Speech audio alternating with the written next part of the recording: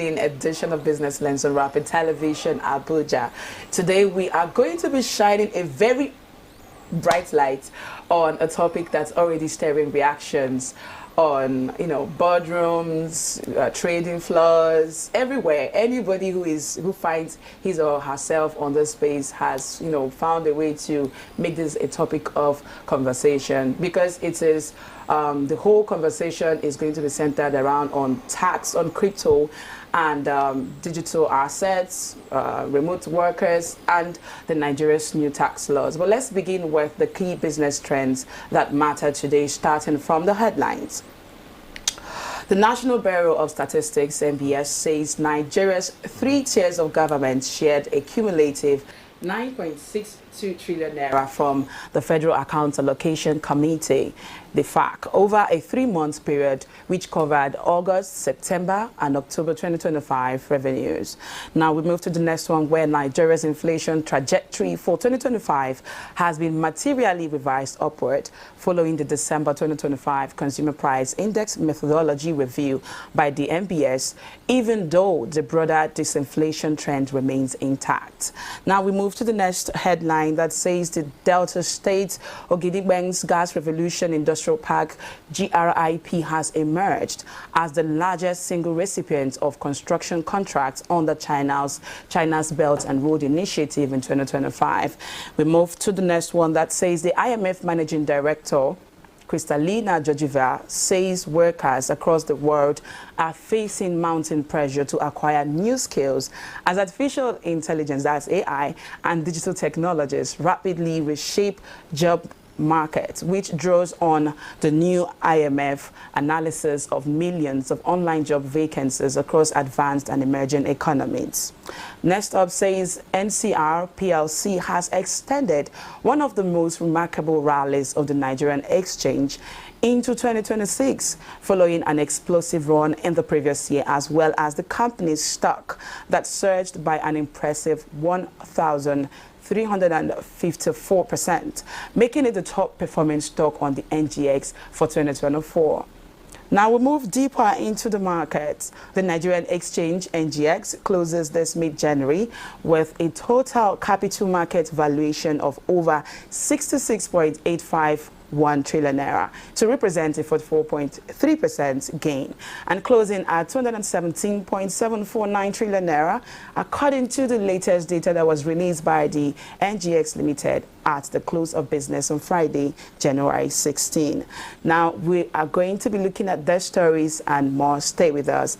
I am Divine Alex. Stay with us.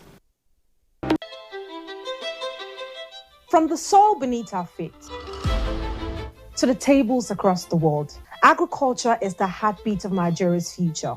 Yet challenges persist: limited finance, outdated methods, policy gaps, and untapped opportunities. The Green Line is here to change that. A groundbreaking weekly television feature that connects policy with practice, farmers with markets, and innovation with impact. We dig deep into the full agricultural value chain, from land preparation to mechanization, financing, food preservation, exports, and beyond.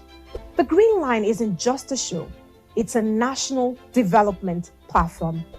Join me every Friday at 11 a.m. only on Rapid TV, Star Times Channel 176, and online at www.rbnradiotv.com. You're welcome back to the show. My name is Divine Alex, and you are still on the Business Lens on Rapid Television Abuja. And joining me is economist Abiola Adekunle. It's good to have you here today. I think I should say Happy New Year to you, because this is my first show. I mean, thank you so much for being a part of the show. My voice, right? It's back. Okay, so let's get into it proper, right? Nigeria's economic picture heading into 2026 reflects measured resilience alongside growing pressure points, with 9.62 trillion naira shared by the three tiers of government from FAC. Between August and October, inflation officially easing to 15.15% in December after a CPI methodology review, and major capital inflows such as Delta State's $24.5 billion Oginigbon's Gas Revolution Industrial Park, now the largest belt and road project in Nigeria. At the same time, the IMF warns that AI and digital technologies are reshaping jobs globally, forcing rapid reskilling, while market optimism remains strong at home as stocks like NCL Nigeria extend their rally into 2026, helping push NGX market capitalization deeper into record territory. Now, let me start here now. The NBS reports, that Nigeria's FAC allocations hit 9.62 trillion naira over just 3 months. That is from August to October. Now, with this level of federal revenue sharing but persistent service delivery gaps, what does this say about fiscal sustainability? Well, it shows that the focus has been for a long time on the federal government, still on the federal government, but I always push that people should also focus on the states, because my own mindset is this: why would we have a state that cannot generate enough, to support itself? When you get to 18 years, for example, as a human being, they say you've gotten to the age of adults. So at that point, they call it age of responsibility, that you should be able to take care of yourself. Now, whether your parents continue to take care of you or not is a different conversation, right?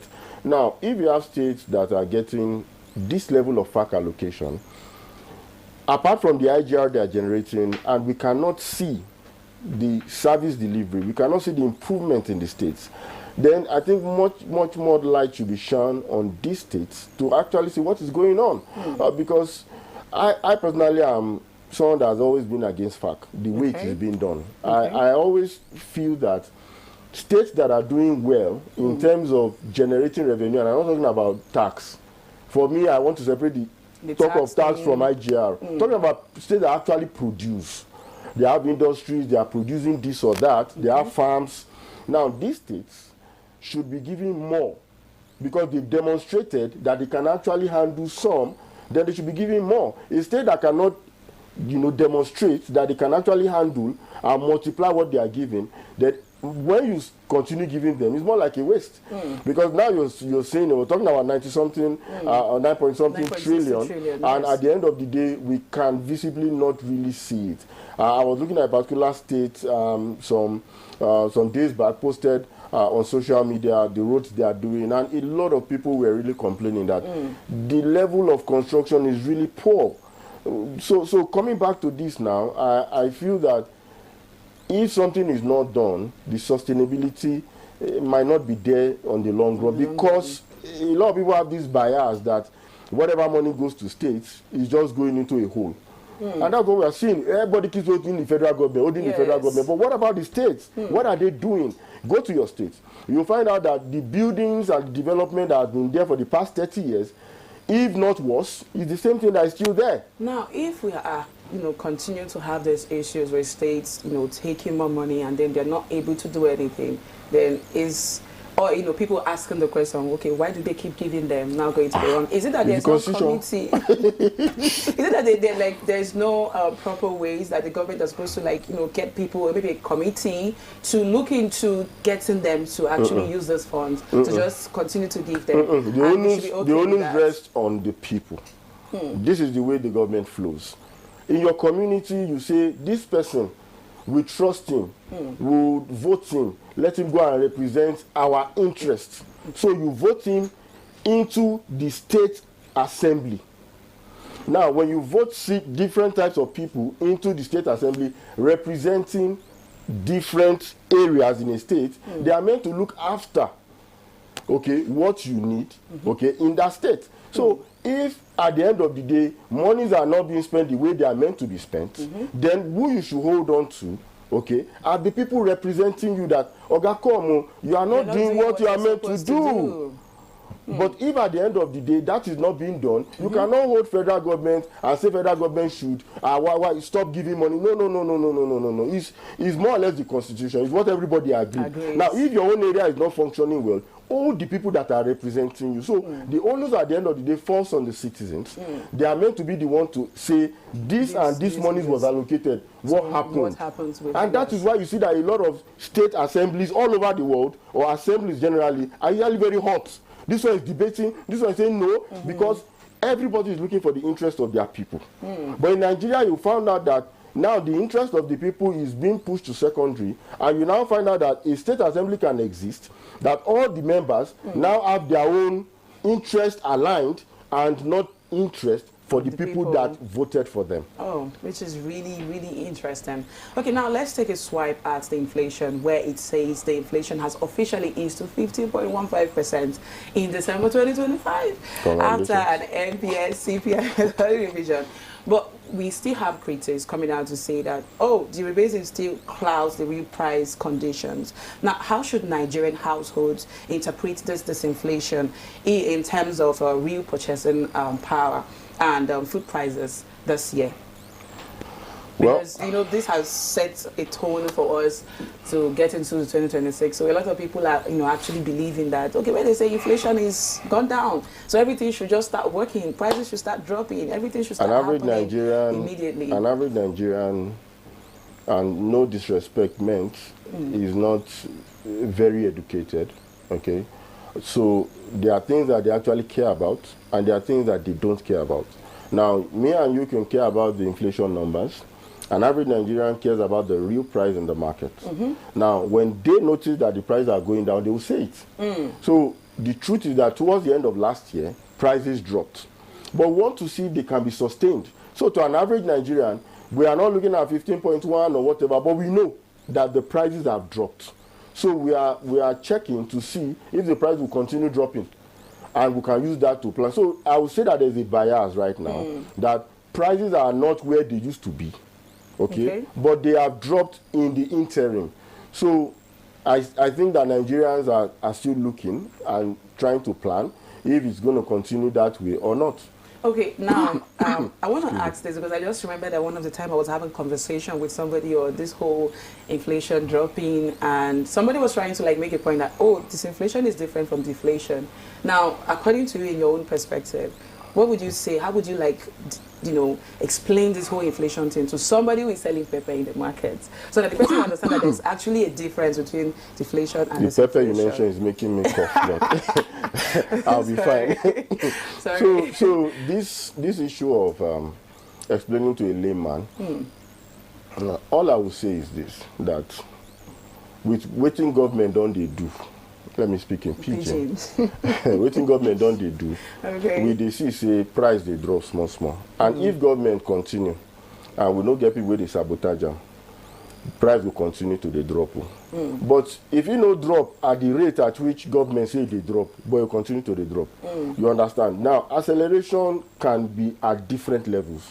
Now, if government is saying inflation has dropped by 50%, but we are experiencing 25%, one common factor between the two is that there's a drop. Now, the extent of the drop is different. Speed, yes. So that's what I would explain to them, that we can see that things are gradually dropping. But we want to watch to be sure that it will continue that way. But even though government data is saying that it has dropped far more than what we are experiencing, it can be a ripple effect syndrome, meaning that the data has come, there will be a buffer before we start seeing it in reality. Okay, so now the headlines, let's take all of them together, looking at the broader picture. The fiscal transfers, the inflation trends, the massive BRI investments, the IMF Labor Insight, the debate talked about the skills and the rest of them, and then the bull run markets. Now, what are the top risks and opportunities for Nigeria's economy in 2026, especially for ordinary families and investors alike? Well, the top opportunity to mention, first of all, is the globalization of skills. That's one. The top risk is still food and power. Food. So now that I've mentioned that, I'll go back to the top advantage. You see, there's something that internet and social media is unraveling, and now AI jumping into the mix is creating a level playing field for everybody in the world. Now, once a job can be categorized online, it is open to the whole world, except a country say, no, we do not want, we are shielding our people.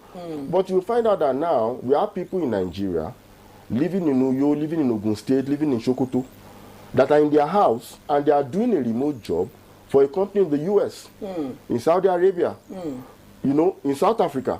And why they would always get the job if there is no other thing involved is that they will offer a cheaper rate compared to somebody living in the Western world. Because if you look at the cost of living in Nigeria, for example, a single person, no matter how you say want to be flamboyant, basically can get by on 500,000 naira per month. Just one person staying in his house. Okay?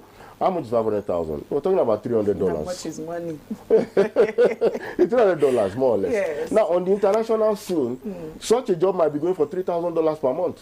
And the employer is saying that there's somebody in Africa that is bidding for this same job at 1,500, and he will do the same thing. Why would I not save up of my resource and just bring him down? So that is one of the biggest advantages I'm seeing for Nigeria and African countries, that if you have the skill, especially knowing how to use AI as your assistant, because a lot of people think that AI is meant to think for them. No, AI is meant to be your assistant that is very efficient.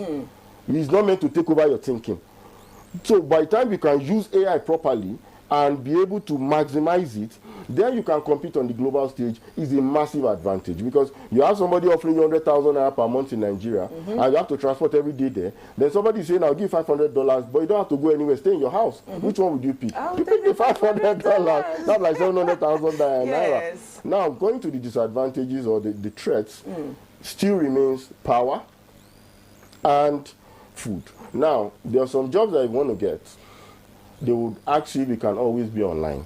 Now, there's no guarantee, except you have a generator that you are ready to always fuel, or you have a solar system. I know everybody that has that. So you have a job and they are telling you that, okay, you have to always be online. You might not be able to guarantee that. If you want to guarantee that, you might be spending so much that it will not make sense anymore. Yes. So that's a threat right there. Now, also for food, what do you want to say about food? Once food is cheap, disposable income increases, people can patronize other sectors of the economy, GDP can grow.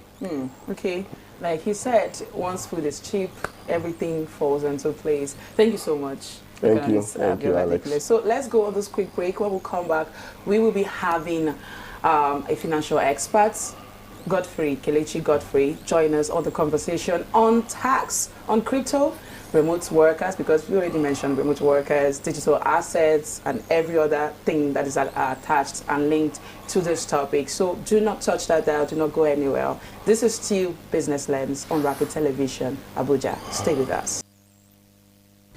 Nigeria's economy, the global market, what does it all mean for you? From stock market insights to global financial news you need to know. From Wall Street to the main street, and of course, the marketplace. Get the answers you need every week on Business Lens with me, Faith Dafa-Joseph, as I bring into focus the stories, strategies, and shifts shaping our economy. No angle is missed as I talk about the business, the people, patterns, and possibilities behind them. Welcome to the Business Lens. Rapid TV, rooted in truth, driven by impact. Correro, your front row seat to the most pressing issues, from the corridors of power to the heart of our communities. We bring you unfiltered insight, fearless journalism, and the conversations that matter. And I invite you to this big conversation table as we analyze the top stories, ask the tough questions, and hold power to account. News that informs, analysis that empowers, debate that drives change. Correro, the big conversation, every weekday at 7 p.m. only on Rapid TV. Are you missing out on interviews, music, entertainment, thought-provoking discussions, and more? Don't sweat it, man. We've got you covered. No matter where you are, be part of the action 24/7, online and live. Caesar Radio. On Facebook, it's Rapid FM Umahia. On Instagram, it's official Rapid FM. And on X, it is Rapid FM 965. Tune in to Rapid 96.5 FM or listen to us live on our website at www.rapidfm965.com or radiogarden.com. Better yet, get our mobile app from the Google Play Store. Catch the pulse of the Southeast on Rapid 96.5 FM, the sound of your city. Hey, Oyanam, Caesar Radio. From the heart of Africa, where dreams are born and passion is boundless, a new wave of talent rises. You are welcome back. My name is Divine Alex, and this is the Business Lens on Rapid Television Abuja. Diving straight into it with Godfrey, Kelechi Godfrey. You are welcome to the show. Good morning. Can you hear me? Good morning. Hi, good morning. Okay, I can't hear him, but let me quickly go over to giving an overview of what the topic is going to be about today. Now, Nigeria's tax conversation is back in the spotlight. It has been trending for like 1 week plus now, I think so. And we've been hinting on it all this while, but today we are going to be centered on it. It's moving into territory many Nigerians, especially young people, are deeply invested in. That is digital money, cryptocurrency, and virtual assets. Nigeria has quietly crossed the line in how it treats digital money under the new tax laws effective this January. Now, crypto is no longer just a tech trend or a youth workaround. It's now officially part of the state's revenue architecture, with over $92 billion in crypto transactions in a single year, and a tax to GDP ratio still below 10%. The government is saying clearly that digital wealth can no longer sit outside the system. Now, let us also recall that KPMG flagged errors, gaps, and gray areas in the laws, from unclear definitions of taxable persons to how foreign income, digital transactions, and non-resident companies are treated. That has sparked a public back and forth with the Presidential Fiscal Policy Tax Reforms Committee, which insisted that the reforms are transformational but may still require post-enactment clarification, something they say is standard globally. But now here is the tension. Bringing crypto into the tax net means tying wallets to real identities through things and names, pushing exchanges into the role of tax enforcers, and potentially changing how millions of Nigerians interact with digital assets. Now, here's another part where this gets even more interesting. While these tax laws were not written as crypto-specific legislations, they opened the door to how digital assets, which is crypto trading, virtual exchanges, and cross-border digital income, could be taxed in Nigeria going forward. So the real question isn't just how do we tax crypto, rather it's whether Nigeria can formalize the digital economy without killing innovation, trust, and financial inclusion in the process. And that is where the conversation today is going to be drawn from. So we're going to be starting from the top. Kelechi Godfrey,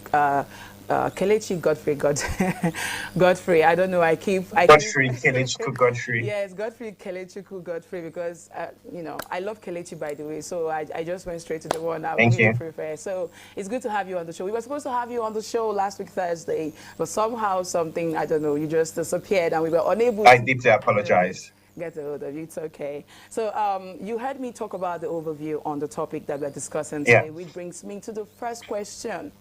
Now, crypto thrives on this decentralization and anonymity. Now, how is it possible, or do you think it's possible for the government to actually tax it, to actually generate revenue from crypto and digital assets?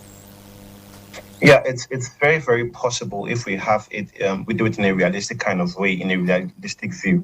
Now, what are we looking at now? We are looking at you not taxing the transactions, but actually taxing the economic activities surrounding the transactions, the off-ramps and the fiat, the off-ramps and the fiat on-ramps. So you don't just say you want to tax, maybe I'm sending someone USDT from my account to the next person's account. No, what you can say is once the money comes into my bank account, we have the 15 naira, the transaction fees that, that it costs to receive and send money. Why don't you tax from there? Why don't you start from there? Focus on that particular area, and then now build structures that can help you tax other transactions or high-level transactions that happen in a decentralized system. Now, for example, most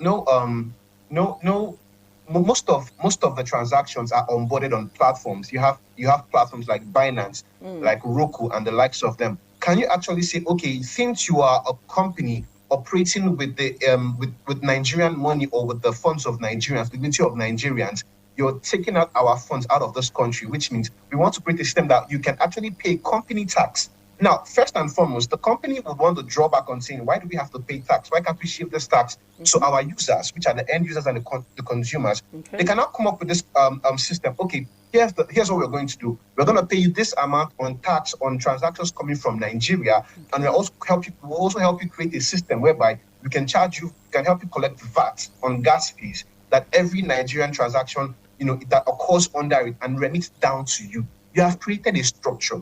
The thing about taxation is no Nigerian is afraid to pay tax. We are all young Nigerians, Gen Zs, millennials. We are not really afraid to pay tax. The major question about all of this is accountability. I have a friend, he's Nigeria's first, Africa's first crypto banker, Remo. He's in Benin. Now, Remo built a platform. Remo does everything on his own. We have this conversation about taxation. I'm like, guy, say you go pay tax this year or this year, you go pay tax. He was like, Kelechi, paying tax is not the problem. The question is, what has the Nigerian government done for me that would make me want to pay tax to them? And that was where the conversation grew to a whole different level. Okay, now according to IMF, sorry, hold that thought, and our revenue service data on Nigeria's tax to GDP ratio. Now, the federal government revenue targets Nigeria currently collects less than 10% of GDP in taxes, which is one of the lowest ratios globally. Now, and then the government has come out to say, oh, it wants to push that to 18% by 2027. At the same time, crypto was, built around decentralization and privacy, that's anonymity. From a policy perspective, now, can a system designed to be borderless realistically coexist with tax system chasing traceability, or is this, tension unavoidable? Like I said earlier, both of them can coexist side by side. You may not be able to, because crypto does an anonymity, just like we talked about earlier. Everything is decentralized. It's a system that thrives on its own network. You may not be able to track down hands-on every single transaction that happens. But then again, can you track the ones that have economic activity in your country? If you can start from there. For example, I am a crypto vendor. I sell crypto online.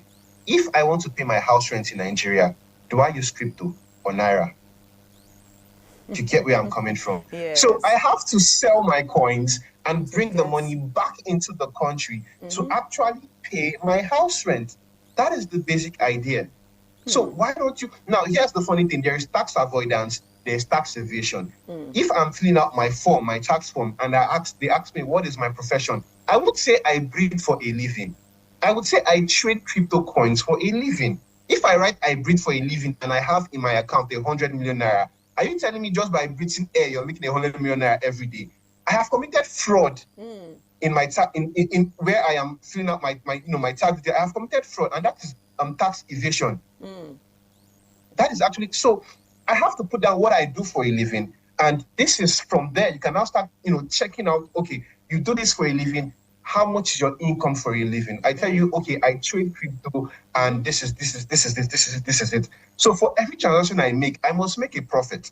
Now, me by myself, I'll be able to tell you how much I make on profit on daily basis or monthly basis at the end of the financial year that you can actually put a tax on. So if you feel I am not telling you the truth, you can now do your investigations. Just like I said, you tax economic activities, not the anonymous transactions that happen within the centralized system. So for example, if I send someone money abroad, would you come and charge me for sending that person money who I don't even know, who never existed? Or if maybe I was paying for something I never knew about, or paying someone who I've never met face-to-face with in a different clime or in a different country. Okay. So this is why I say, don't tax the transactions, tax the economic activity around them.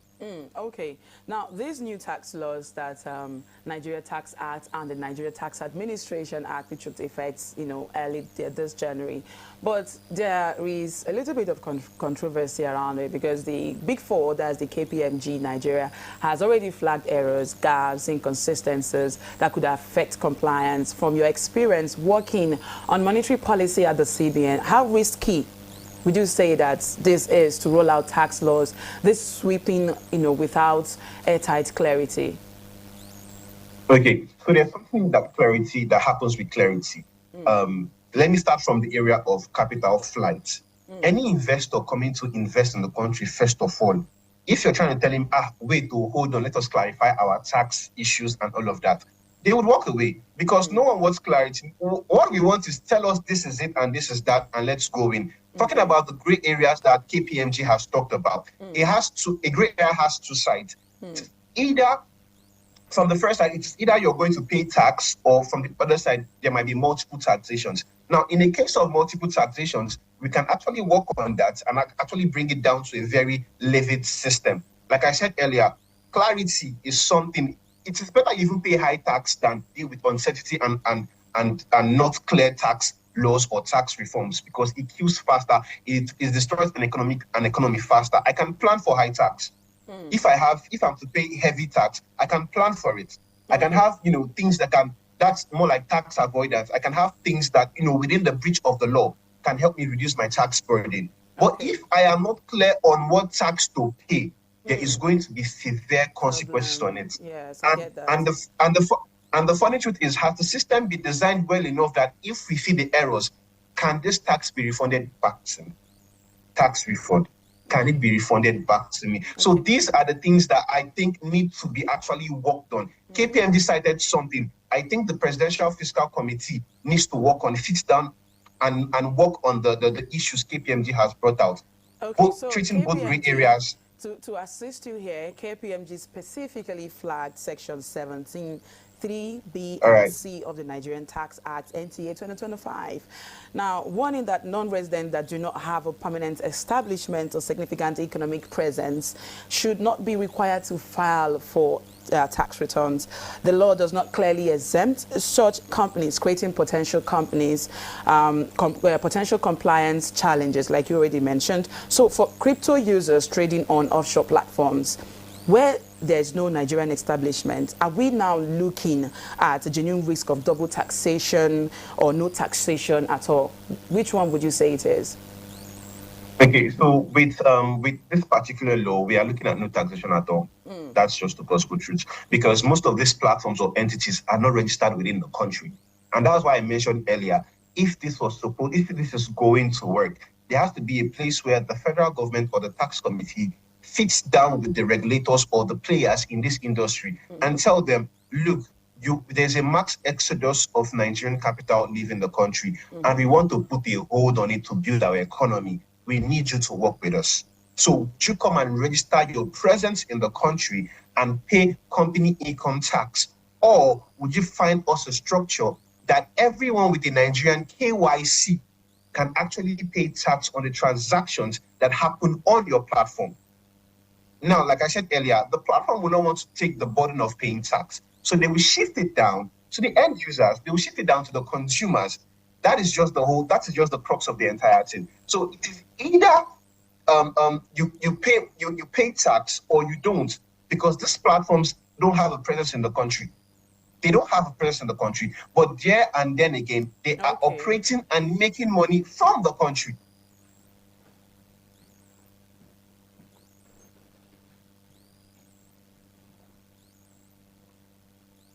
Okay. Kelechi, are you still with me? I'm still with you. Okay. Now, this is another part of this whole task conversation on crypto, the remote workers, digital assets. That is really interesting. In Nigeria, crypto falls under SEC regulations, right? When it behaves like an investment, not money. Yes. Now, the SEC, under its rule on issuance, offering platforms and custody of digital assets 2022, classifies crypto and digital tokens as securities once they are used for investment purposes. Now, at the same time, The CBN still does not recognize crypto as legal tender.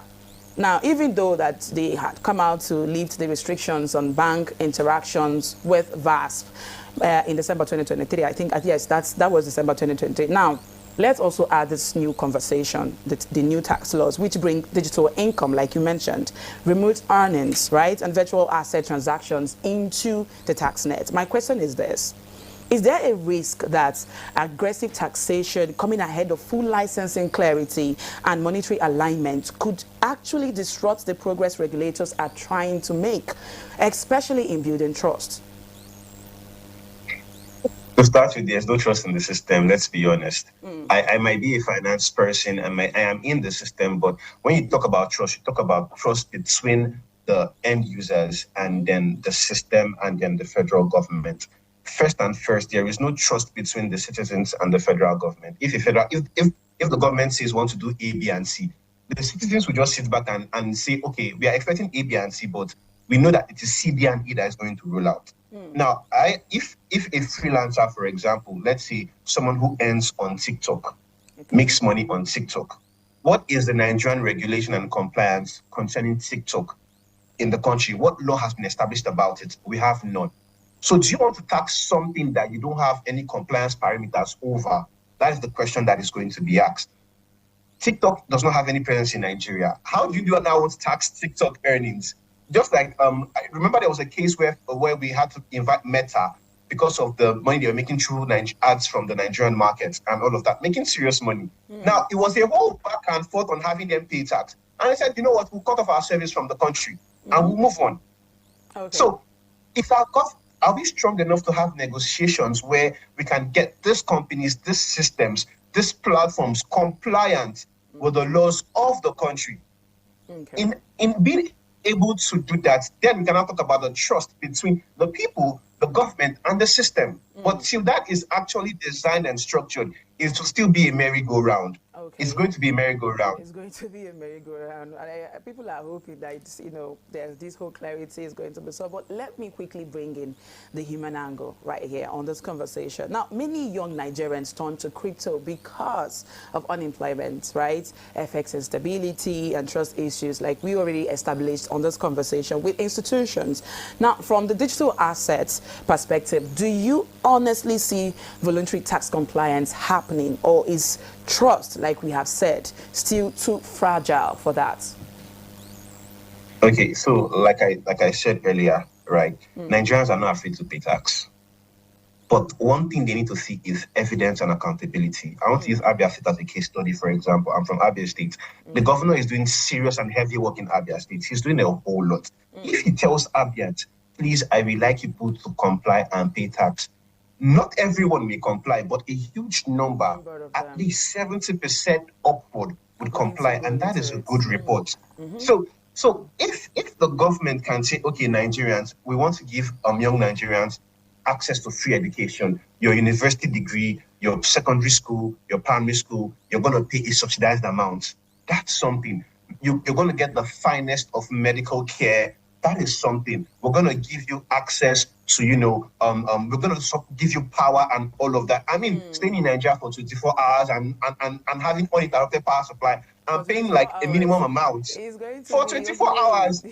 You're right. Exactly. Now you get my point. The problem is not in complying to pay tax. It is if I am done paying my one bit, can the money be put to use? We saw how Dangote called out the FN and I think was it DPR chairman and said, oh, you have kids in these schools paying millions. We heard that information, but please hold that thought because our time is almost about to elapse. But I would really want to get your thoughts on this one because I want us to take a step back to February 2021. Okay. Now, this was under the Buhari administration, and then the CBN governor then was still Godwin Emefiele. Now, the central bank directed banks that dealing in cryptocurrencies is, or facilitating payments, right, for cryptocurrency exchange is prohibited. It is like In fact, you know what I'm saying, right? Now, despite that, crypto trading did not disappear. It did not go anywhere. People are still in it till today. Now, what it did was going deeper into peer-to-peer markets. Given that history, what lessons would you say that the policymakers should pick from that particular thing, especially with this whole new conversation around tax and cryptocurrency and remote workers and digital assets? And also, keep in mind that crypto is still not a legal tender in Nigeria as at today. So what would you advise them to say?